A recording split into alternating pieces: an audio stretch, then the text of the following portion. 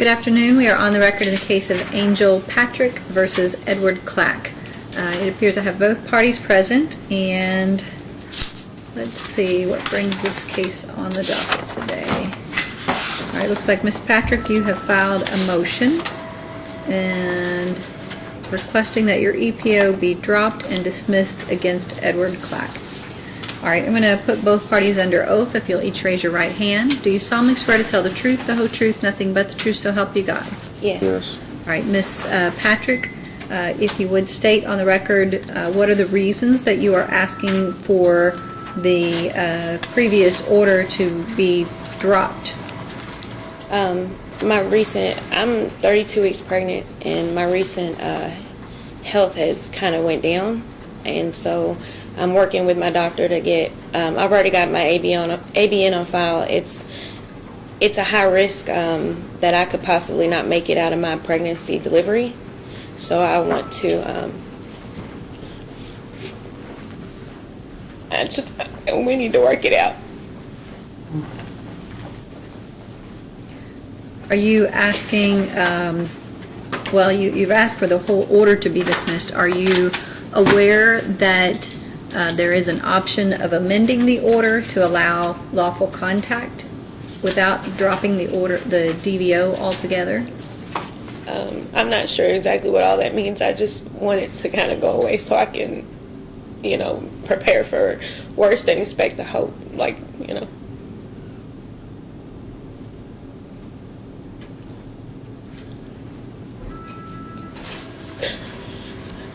Now, let's see. So we talked about that last time. Let's see.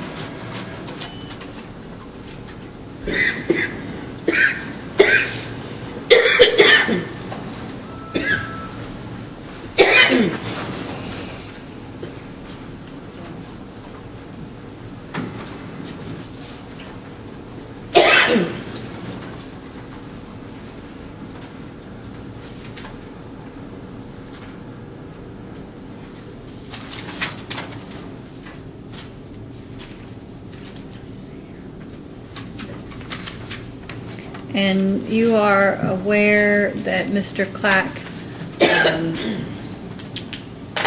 has not completed the Batterer intervention program that was ordered for him previously?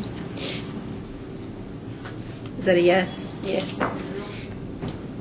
And you're aware that that is because he has filed an appeal in this case and ask the court to suspend the requirement until the resolution of the appeal?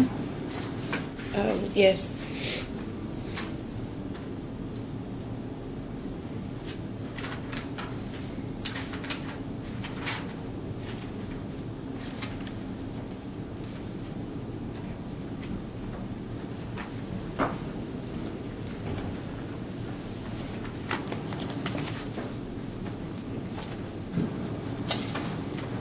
And I also see that there is a pretrial conference scheduled for March 15th for assault for and violation of a protective order.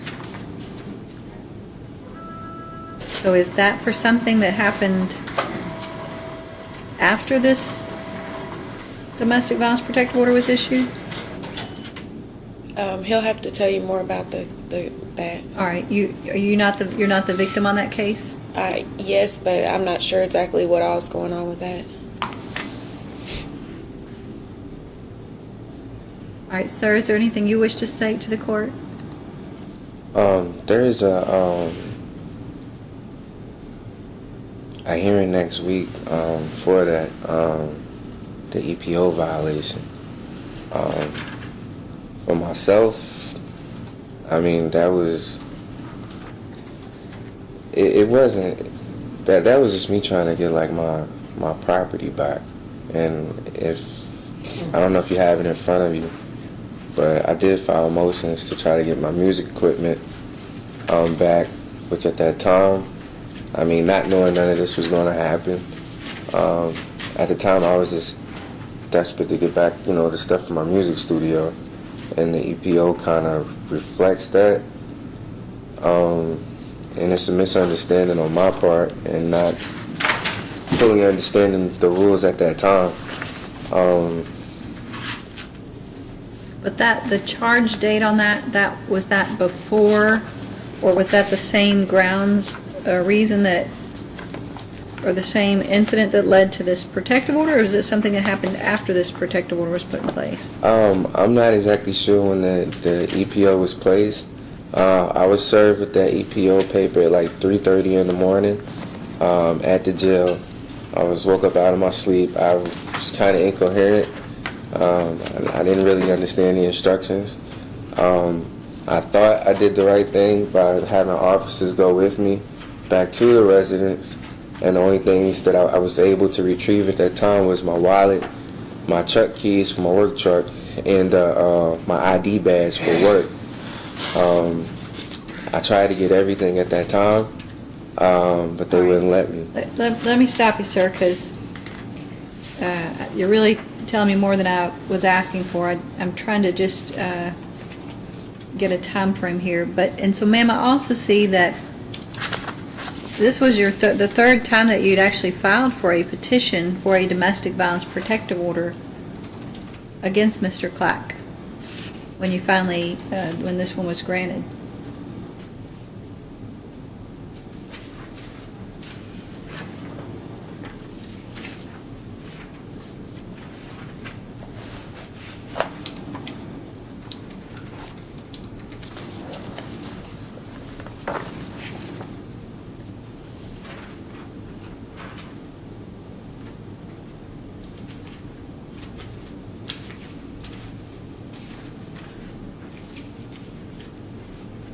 Oh my goodness. So I'm going back to the first petition in June, or about an incident in June 2015. The allegations were he grabbed you by the hair, said you had one or two choices to tell the truth, threatened to kill you. You reported a history of him blacking your eyes, choking you, stomping you, throwing you into a wall. Held a 50-pound weight over your face.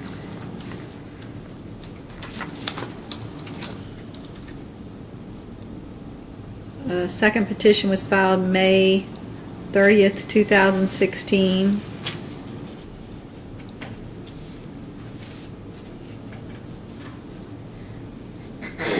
Hit you with a closed fist in the back of your head.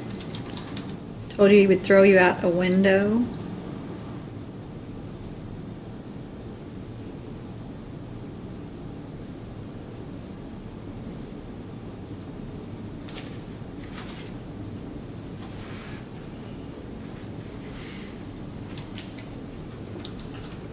Some serious domestic violence here, ma'am, and I will tell you that I would have grave concerns for you and your unborn child if I were to amend this order and allow him to have contact with you.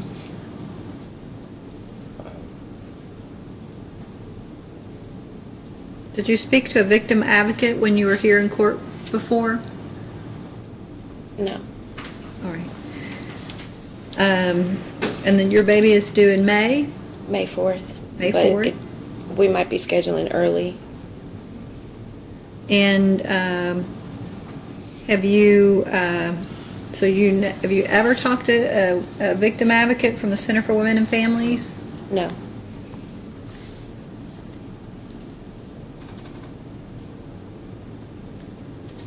All right. Well, here's what I'm going to do, ma'am. So I'm not going to grant your motion today, but I will reconsider your motion. But I want you to go to the Choices program at the Center for Women and Families, and Mr. Clack, what is the status of your appeal, sir? I haven't heard anything. Are you all able to look that up? Can you tell me look up the appeals part? And then also, It doesn't show anything? Your Honor, if I Yes. may, I understand everything you said today, and I understand your concerns. I can't make you feel better about that. The truth is, I was married for 10 years to a totally different person. I lived with this person in Connecticut, California, New York, Jersey. I've never had any issues with domestic violence ever.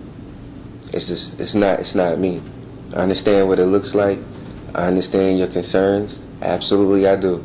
I don't condone domestic violence. I think it's atrocious. I think it ranks right below murder. Like, I don't agree with it. It's just a fact. And I know what this looks like. I'm not trying to go into every circumstance, but it looks bad. And I understand that. And I understand your concerns. Totally understand your reasoning, your logic today. But just ultimately, that's not me. It's really not. And I get it. I really do. I really understand all of that. But just for me to you is my main concern right now is, and I'm not even gonna say like my son because it's her too, but the situation is I don't think either one of us at the time we were being ignorant and childish. I don't feel like either one of us ever could have dreamed that what we're dealing with now was a possibility, and I'm scared. Like, honestly, like, I don't want anything to happen to Miss Patrick. I love her. I know, like, that stuff right there, it looks like, oh, he's crazy. I know he has issues. Like, I get that. I understand what it looks like. I can assure you it's not that. I can assure you that I have complete control of my capacities. I can assure you of that. But like I said, I understand how it looks. But the way the situation is right now, it's kind of weird. Like, when you're like, you want to be a part of your child's life, you actually like love the mother and you want to be around, but you can't. Like, the whole dynamic of family is it's splintered right now. It's not fractured. It's not broken. It's not one of them things that like I would allow to break. But considering the health part, like I'm scared. I mean, it's like I'm an optimistic person. Like 99.999%, I believe she's going to survive, and I'm just an optimistic person like that. But that 0.10001%, I can't get that back if I'm wrong. And it's like, I don't want to be wrong. And like, if I can like make all of this as right as possible before that happens, I would love to do that. I would love the opportunity to do that. And like I said, I understand your concerns. I mean, Well, here's what would make me feel a lot better, is if I heard you taking responsibility for what you had done in the past, and I saw you willing to complete the Batterer intervention program and working that program, then I could be a little more assured that you were addressing the issues that led to this happening. But without that, and that was going to be the next thing. So the first thing is I need to make sure that she has addressed, from her standpoint, as a victim of domestic violence, that she is not making another poor decision for herself, and that she has thought through all of the implications and gone through all of the steps that she should go through in terms of whether that just be safety planning or just assessing what is safe for her and the unborn child. But the other part of that is what have you done to address this situation? And what I hear from you saying is that this was all Miss Patrick's fault. For this situation, assigning blame, like I don't want to finger point. Like, I have my own opinions, my own spirit, and I like I said, like I've never dealt with anything domestic in the past with anyone else. I just haven't done that. I can't control anything. I love Miss Patrick. I'm not pointing fingers at nobody. I'm not doing that, but I have to be true to myself on that. in that regard, I mean, like I said, like, I can't get that 0.1% back. I mean, if I got to do that to make that happen, fine, but it's with reluctance, like great reluctance, because I that's just not me. That's not my character. That's not who I am. Well, I don't know your character. All I know is, yes, there's been these prior petitions for domestic violence protective orders And if I stating may some add- things that are very, and I'm not one to say these horrible things happen, you're a bad person. I do own up to talking trash. I do own that. I What- talk cash trash. I do. But what I'm telling you is, unless you enroll in and complete the Batterer intervention program, I'm not going to change the order. Because I think that program is a good program, and I think it could help you address some of the issues that led to this happening. So if you don't want to take any responsibility for what happened, and you think it was all Miss for that Patrick's for that fault, 1%. wait a that- minute, I'm talking. Okay. And so whatever. If you want to be re-referred to the Batterer intervention program today, I will do that, and you can go start the classes. She can go do the choices program, and then she can bring the motion back when you all have given, and you can give me some reason to believe that it is safe for me to change this order. What time frame are we speaking as far as coming back? Well, if you wanted to do the case, if you wanted to get referred today, Batterer intervention is 28 weeks. So that's like I would have to complete that, which the baby would come well before that's over. And the choices program, I think, is only 4 classes, 4 or 6 classes. You're not on bed rest or anything right now? We discussed that, but I have to work. All right.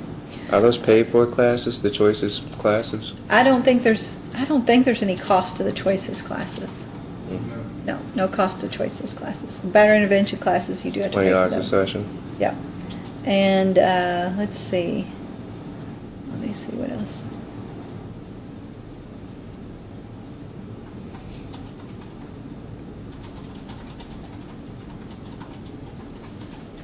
All right. So anyway, that's at this point the motion is denied, and I would want to see at least significant progress towards completing those classes, and for her to complete the choices program. All right? Yes, sir. Does that what does that do? Does that like get rid of the appeal, or is the appeal still in play? Well, so I apparently can't get access to. I would think that I could in the computer, but I don't know. I don't know how to access the appeal. So I don't know what the status of your appeals case is. With regard to, you had asked me at one point to suspend the BIP requirement for your appeal, and I granted that. But so today, if this is what you want to do, you are asking me to re-refer you to the Batterer intervention program. So it would do away with the suspension of that. You'd be required to do the Batterer intervention classes. Your appeals, what's going on with your appeal, you have to address that with the Court of Appeals. Yeah, I'll just take care of my family, Your Honor. I'm All right. gonna. So you want to get re-referred to the Batterer intervention classes? I want to leave No. that as is. Okay. I'll take care of my family outside the court. I mean, it's just I can't like that's. All right. So the order, let's see. It can stand. Yeah, the order will then remain in place. There was a specific exception in the order that allows you to be present at the hospital for the child's birth. It does allow the text communication and in-person at the hospital on the date above, but those are the only exceptions to the no-contact domestic violence protective order. All right? All right. Thank you all. All right, thank you.